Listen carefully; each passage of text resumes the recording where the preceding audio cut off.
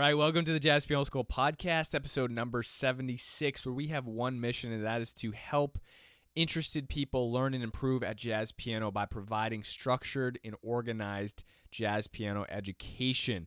I am your host, Brendan Lowe.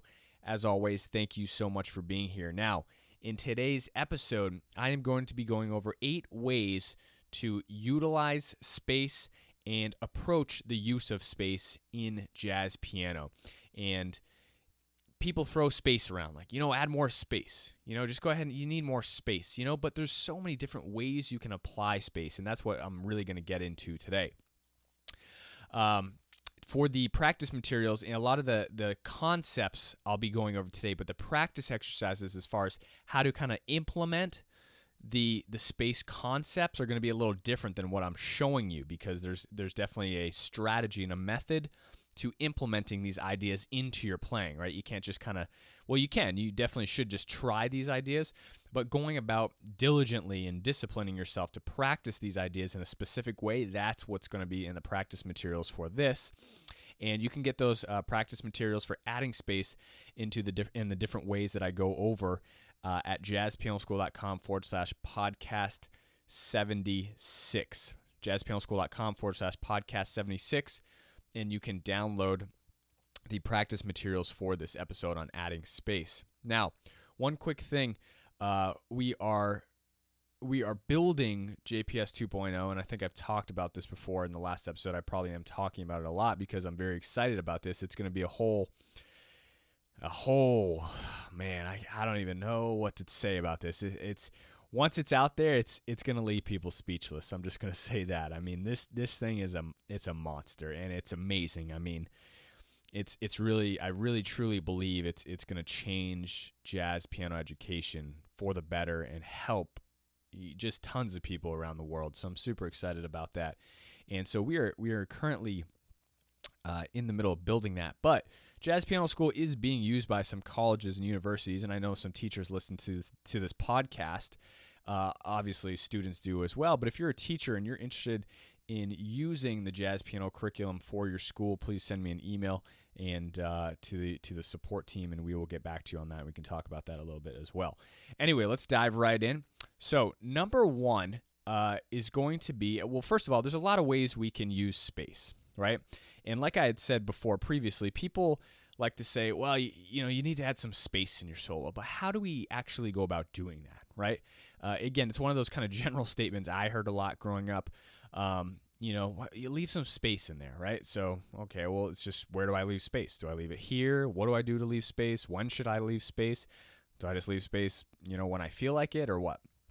Now, there's lots of different ways, and the concepts I'm going to show you today are going to really kind of channel and focus your playing on how to leave space, right? They're going to give you approaches and concepts to leave space, not just kind of a general, just leave space, right? And space is great because it does a lot of things. It allows you to breathe. It allows you to feel. It allows you to think. It allows other people to react, right? And I'm going to go over all these approaches, but again, it just allows for opportunities. And that's like anything in life, right? Space. All right, taking space from stuff, it allows you to step back. It gives you perspective on the situation, on whatever you're in. So it is definitely a good thing.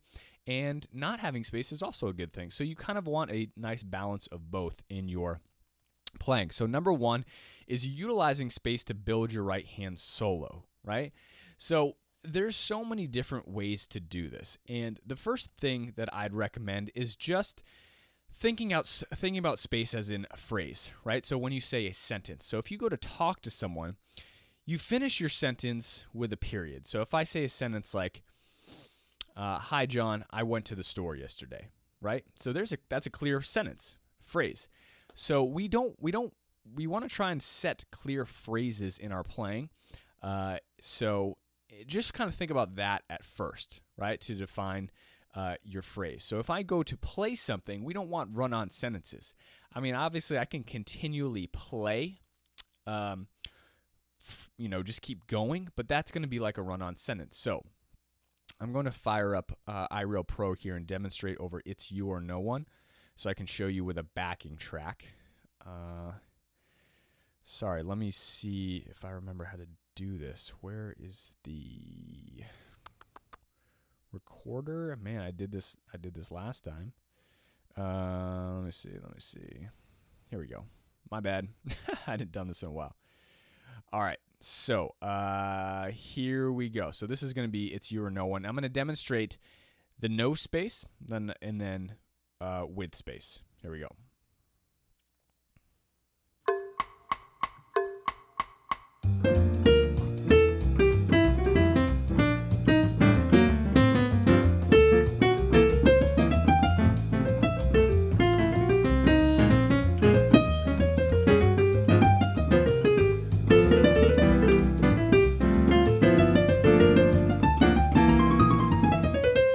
So basically that is, stop this here.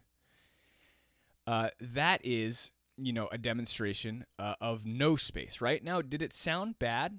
No, it didn't. It didn't sound, it didn't sound bad necessarily. But again, we want to think about how to apply space. So it was basically one long run-on sentence. And so what we want to do here is really think about our phrases and think about a phrase. When we say a phrase, we want to be confident about what we're saying and then give a little space, right? So say something, a little space. So before you play, really kind of think about what you're going to say and what I mean by that, say on the piano. And this will really help our ideas come out. It will help us to develop our motivic development, our creativity, our expression, and it will just give us a second, right? Space is great. It will give us that time to really truly kind of listen to what we're feeling and listen to our ear and then represent what we actually want to play instead of kind of just BSing all over the place, okay? So here is going to be that demonstration of adding space. Here we go.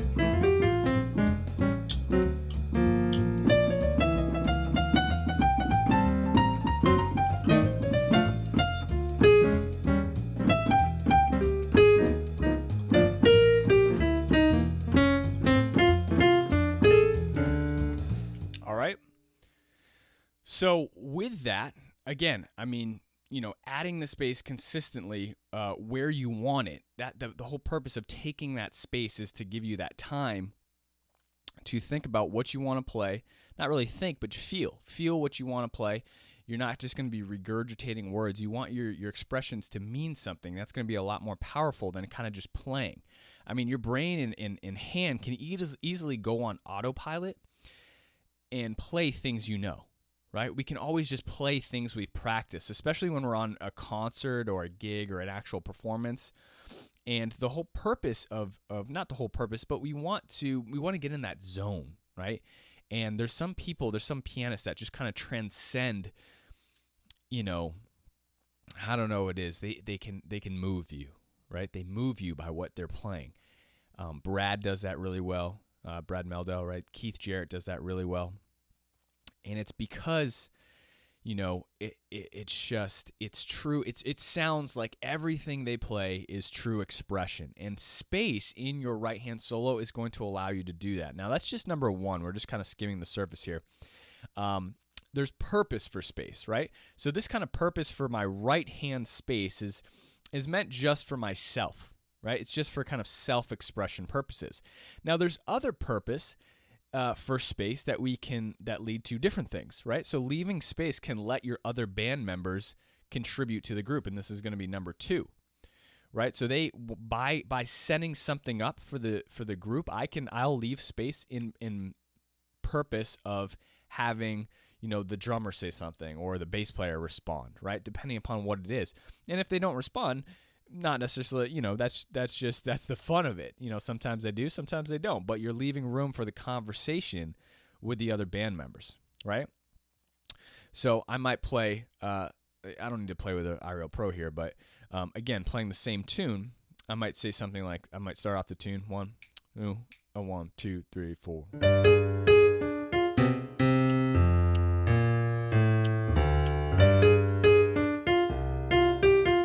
So in that whole amount of space, right? So I said,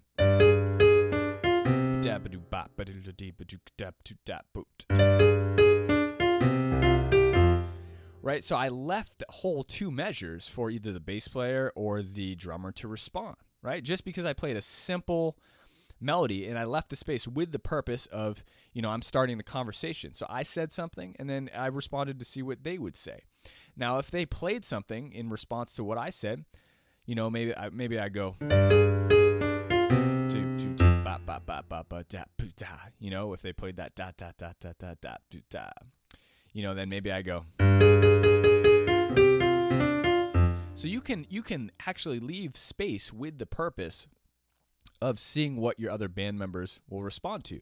And obviously that's just you if you're playing in a band. If you're playing solo piano, you could actually respond to that yourself. You can kind of have a call and response within yourself, so maybe you do that. Sorry, I got distracted there. Maybe you do that for yourself, right? So you might play.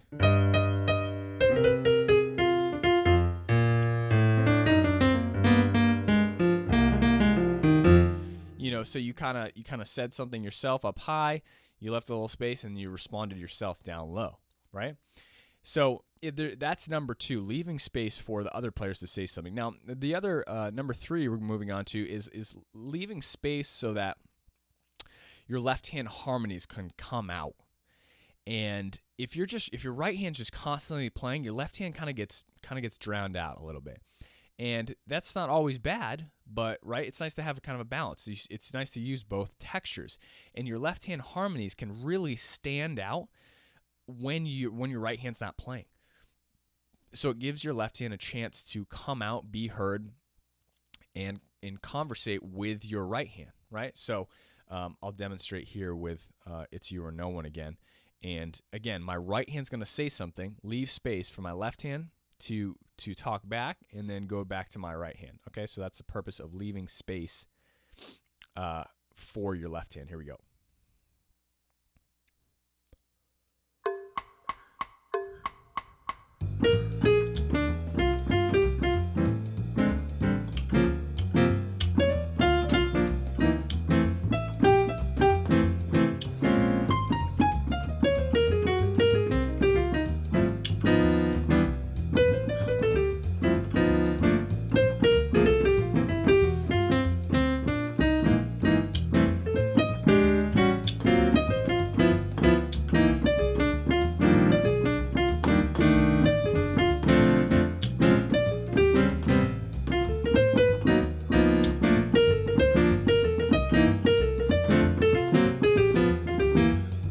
All right.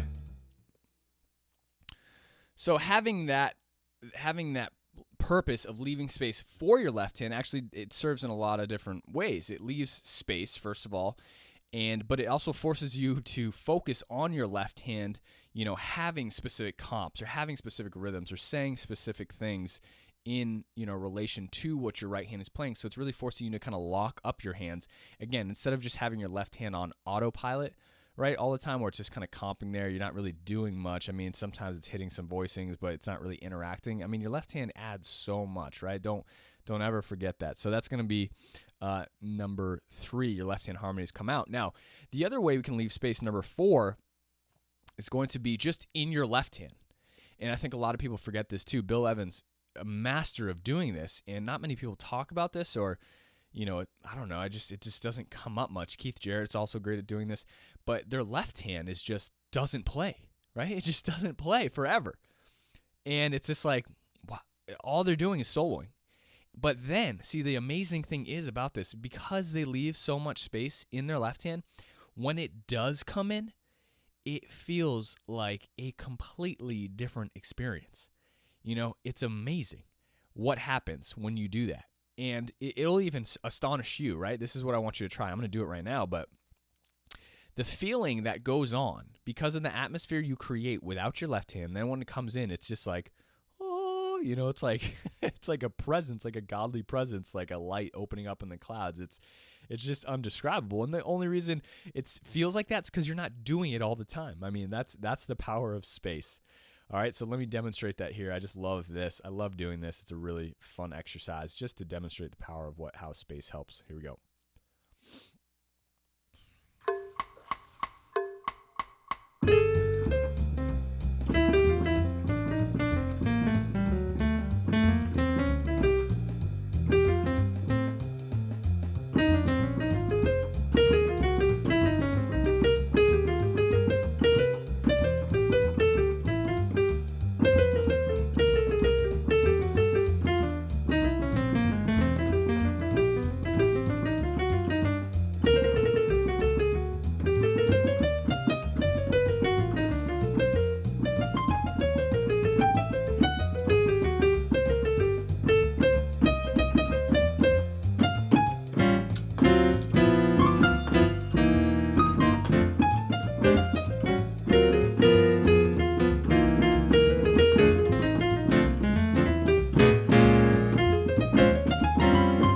Right? So immediately when that left hand comes in, it's just bam. It's like, oh, wow, you know, and you can use it for so many different ways. You can use it for build up.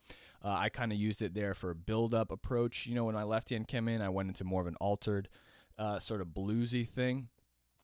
You can use it more as just an openness effect to, like, you know, kind of just round out what you've been doing. I mean, give it more of a full feel, but that's just an amazing texture to use. Again, leaving space in the left hand. Now, leaving space in both hands, you can kind of combine the last couple things I've been talking about and leave space in both hands. And, you know, when doing that, right, basically that just leaves room for anything, right? So if you leave space in your right hand and you leave space in your left hand, anything's possible. I mean, you can you can go in so many different directions. It's just nuts. It just really opens up the possibilities for space altogether.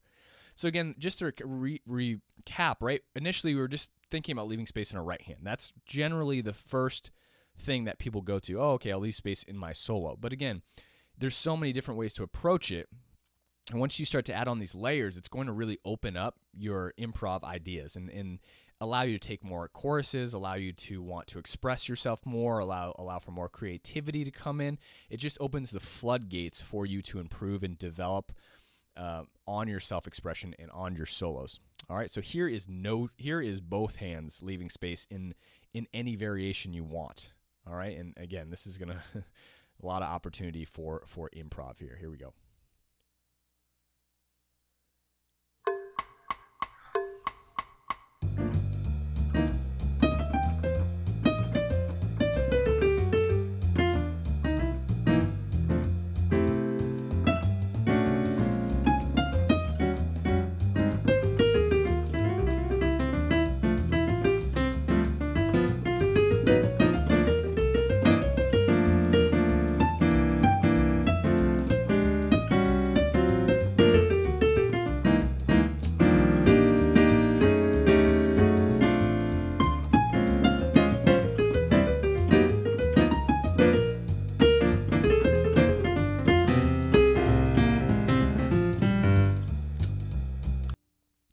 All right, so definitely a different texture there. I mean, there's a lot going on.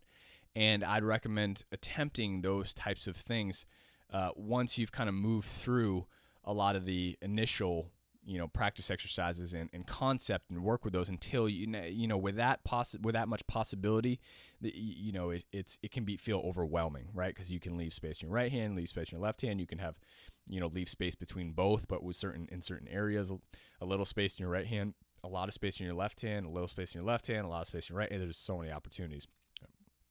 All right, so number 6 is space through duration.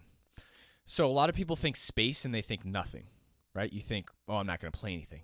But space doesn't have to be that. Space can be playing something, but duration, right? So we can play something and let it last, but without playing more, right?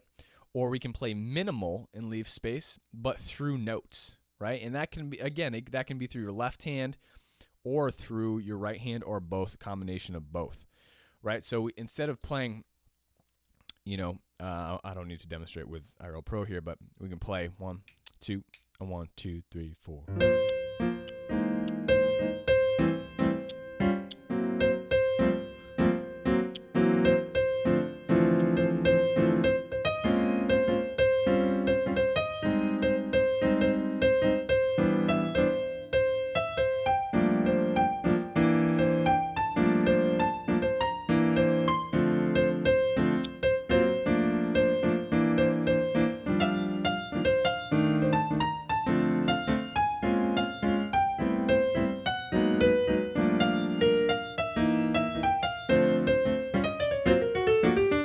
And then you see how at the very end I went into a more of a bebop movement line, but that initial whole chorus was leaving space, but I was using a motif. I was using an idea of just playing C, holding that C. I was playing, but I was leaving space. My left hand wasn't really leaving space. My left hand was comping, so it stayed continuous, but my right hand just used that note C, right? So it used that one note, left space, and through just the use of that one note, it built the solo, right? So space you don't always have to think or approach space as not playing. And again, that can be the same for your left hand, right? Not necessarily with this piece maybe, but more with maybe more of a floaty type of piece or a ballad possibly, to have that kind of duration or sustain with your left hand.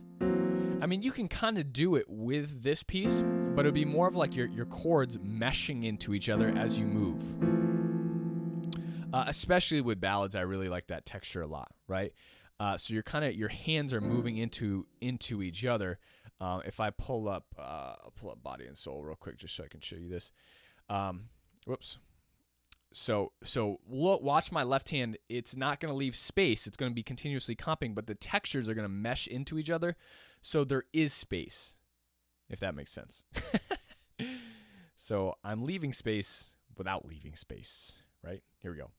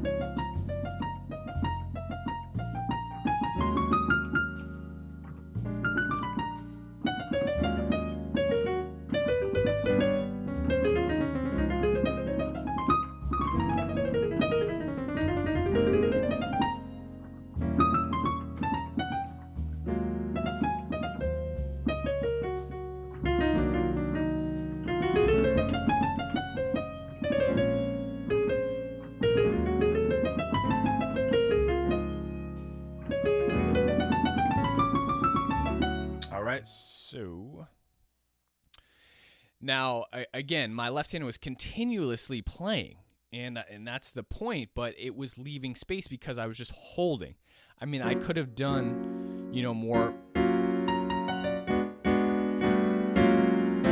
like a lot more movements. I could have done more reharms. I could have added movements within, with my left hand. But again, the purpose I was trying to demonstrate was just my left hand playing the chords, not lifting, right, from the piano. I could have done this. Right here, let me do one more demonstration, and I will not leave this. Well, I will leave space, but without the mesh of sound moving into each chord, because that's going to be, it's a completely different atmosphere. And again, this serves the same purpose over all tunes.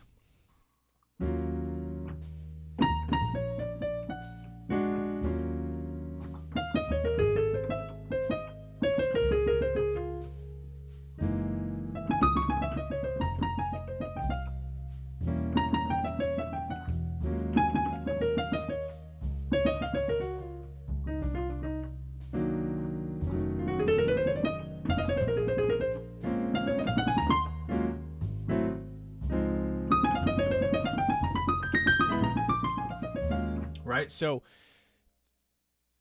already with my hand kind of lifting. You can discern. It's up to you whether you like that kind of feeling. It's more of a hiccupy feeling, obviously, on a ballad.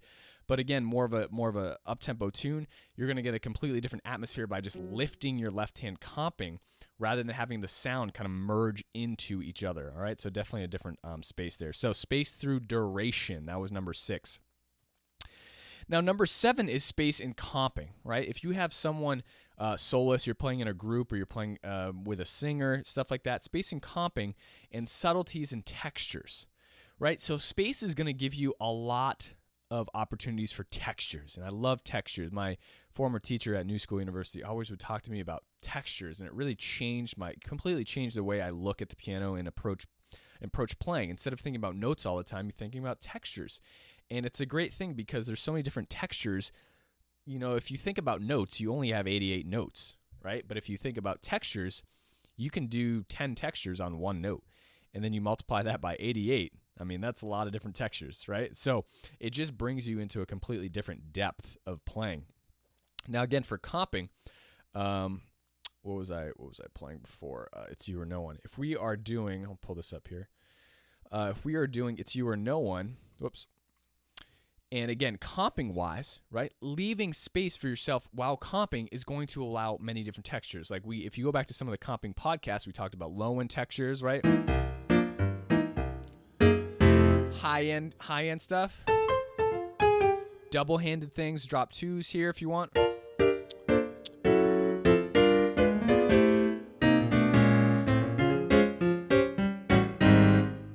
And again, it leaves, it's kind of like similar to number 1, is that it leaves that room for you to feel, especially feel what you're feeling and listen to what the other players are doing, especially because you're in that comping mode now. You're in the supportive role where you want to really be supportive of what the singer's doing or the person out front, right?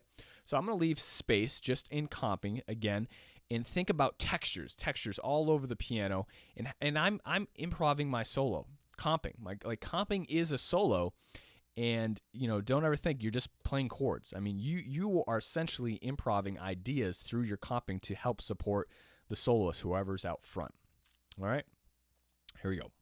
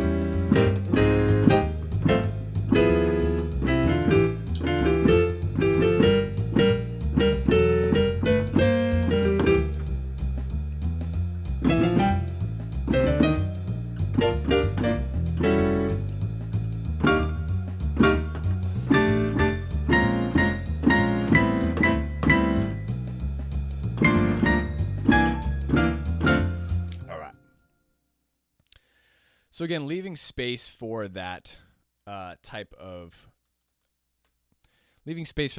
comp. Again, I was trying to picture, some of those hesitations you saw in my playing, and I don't know if you felt them, but I was trying to kind of envision like a soloist, like someone actually playing with me. And so I would play something, and then I'd be like, I gotta leave some space, right? I gotta leave some space. I gotta feel what's gonna come next. And I'd be like, so I'm constantly in touch with the way that I'm thinking, how it's relating to the song. And again, I'm just I know no one was playing with me, but that's what you got to be like. Like, you're kind of always assessing. Like, you went to this texture, then you went to that, you left space, you're listening to them, you're like, oh, okay, they went here, I'm going to do this, or they went here, I'm going to add this. So it's completely different than just being on autopilot. I mean, I see so many students just on autopilot comping, right? I mean, you can just all day long, right?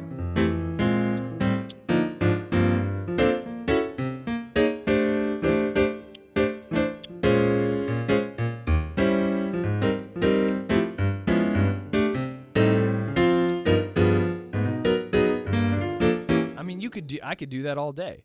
I mean, but that gets monotonous, right? It gets a little boring. So you constantly want to be interacting, leaving that space to see where they're going, listen to what the drummer's doing, maybe play off of their snare, right? Listen to the soloist, and leaving that space allows you to do that and listen to what all those other people are doing, all right?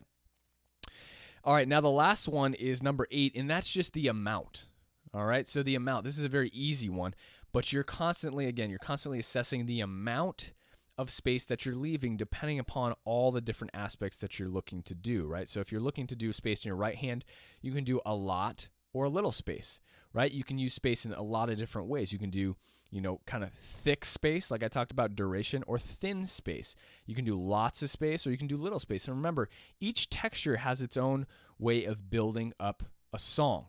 And just like we can leave space, we can play lots of notes on purpose. And I love this, what Wynton does. Not just Wynton, but I kind of stumbled upon it through Wynton. But one of his solos off the Vanguard, live at the Vanguard recordings, the box set, it was just amazing. But again, if you start a solo off just blowing, it's going to create a texture. It's going to create an atmosphere. And the purpose of this is to think about that texture. So if I start off, it's you or no one, I'm just blowing my brains out. When I stop, that's going to create a texture. Just like if you leave a lot of space in your left hand, then you come in, that's going to create a different movement. It's about creating that contrast is so, so powerful. That's kind of the image or the what's the right word? The concept I want to get across. All right. So here's a demonstration of that. 1, 2, 1, 2, 3, 4.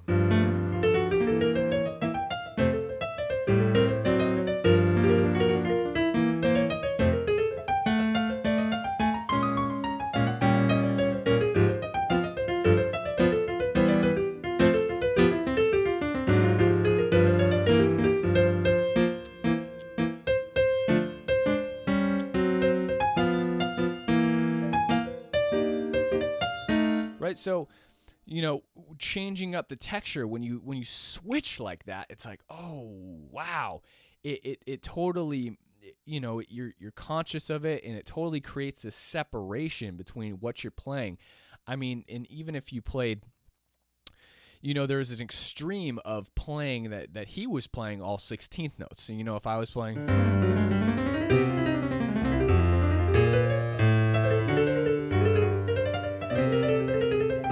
I'm not saying to do that, but that's what he's doing. And then he just stopped and he got to this one part.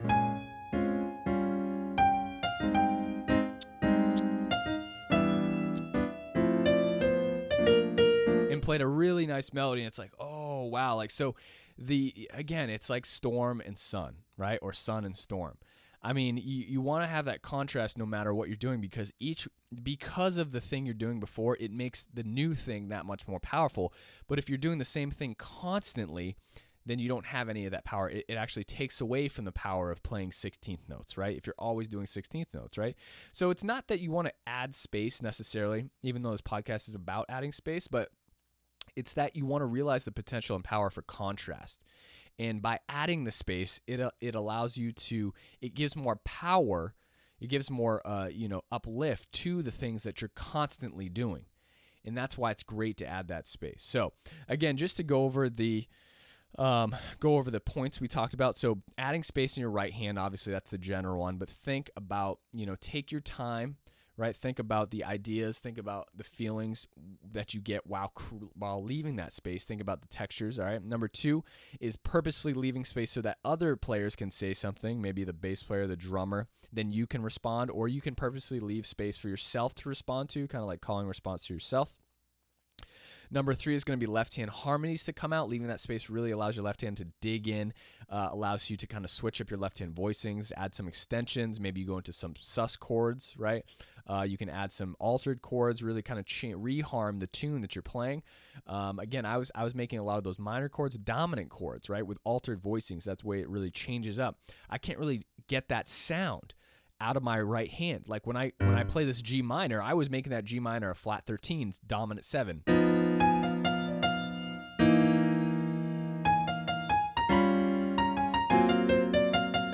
For that more bluesy effect, right? And again, if you want to switch up the sound, your left hand voicings, adding space with your right hand, it's going to allow your left hand voicings to do that.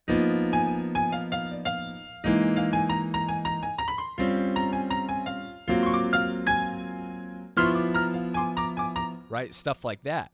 And again, if you're not leaving that right hand space, your left hand can't bring out the harmonies. Number 4 is space in the left hand, right? So using that kind of Bill Evans method, just not playing your left hand at all for like 3 choruses and then having it come in. Again, super. I love doing that. It's really fun. Play around with that. Space in both hands. All right, so taking opportunities, maybe you leave space in your right hand, maybe you leave space in your left hand, maybe you leave space in your right hand for 2 measures, space in your left hand for 4 measures, just kind of completely switch it up. Lots of potential there.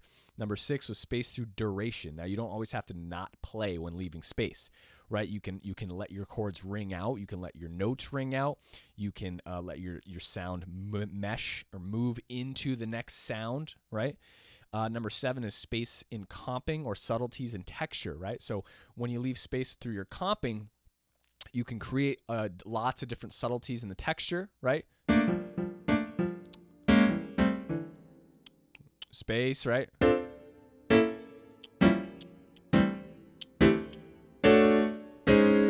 Space still, but I'm holding it, right?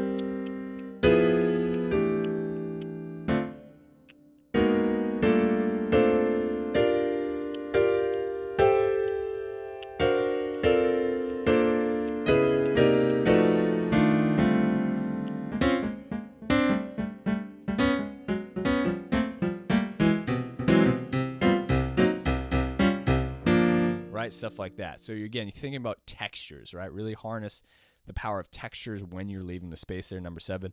And again, number 8 is just thinking about the balance of everything. It's not really essentially about space. It's thinking about the balance of lots of space, little space, what you can add when you're leaving lots of space, what you can add when you're not leaving lots of space, right? You can fill it up, you can fill your tunes up, you can not fill them up. It's just really thinking about the contrast between different textures, right? A lot, a little, heavy, thin, thick, thin, heavy, light, right?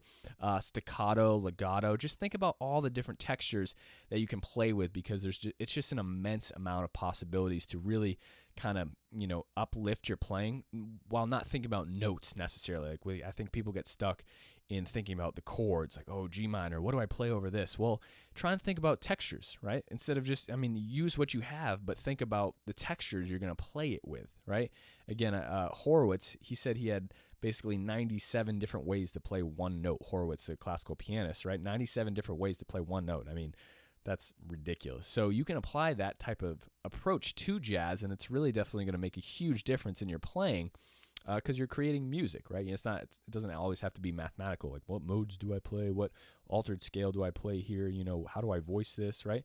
Think about creating music, a nice texture. Thinking about creating a mood or moving people when you play, right? Your goal could just be to move someone, right? How beautifully can you play this one melody, right? Something like that. But anyway. All right, so I hope you guys I hope this helped out, thinking about space, approaching space. When you guys go do gigs or are playing by yourself, I used to tape a sign up in front of my keyboard, or when I would go to a gig, I would practice certain concepts on the gig. You can't really practice what you're playing, but you can practice concepts. So when you're on a gig or you're playing at a jam session, go to the gig, write it down in the back of your hand. I used to do that too at jam sessions. I'd write down space in left hand on my left hand. The funniest thing, right? So as I was playing, I would see my left hand, it would say space in left hand, and so that's what I'd be working on. Now, I don't think anyone could tell. Maybe they could, but or I'd write space in right hand, or I'd write space in both. So write down your concepts that you want to work on.